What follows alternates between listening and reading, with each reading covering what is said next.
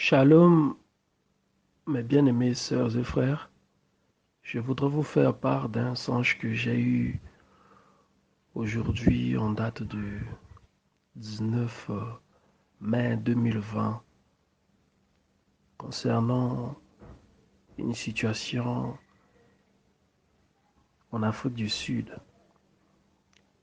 Alors voici, je voyais les événements, mais je n'étais pas comme à l'intérieur de ces événements. C'était comme quelque chose que je regardais, j'observais. Alors qu'est-ce qui s'est passé?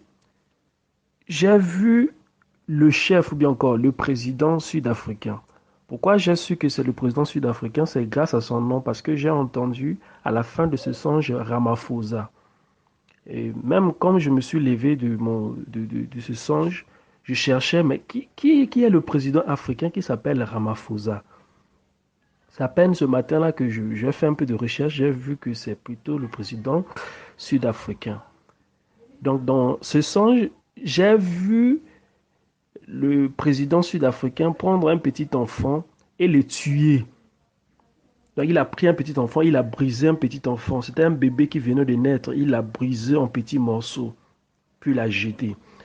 C'est là cet acte qui a provoqué maintenant le tumulte et aussi, comment on appelle ça, a provoqué le désordre dans tout le pays parce que les Sud-Africains avaient dit non à ce crime-là.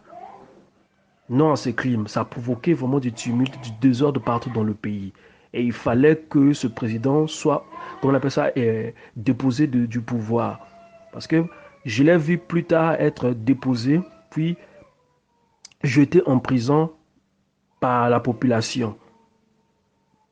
Voici à la fin donc de tous ces événements, ce que j'ai compris dans le songe, c'est que c'est un président qui est en train comment on appelle ça, de faire des lois ou bien encore de créer des lois concernant l'avortement.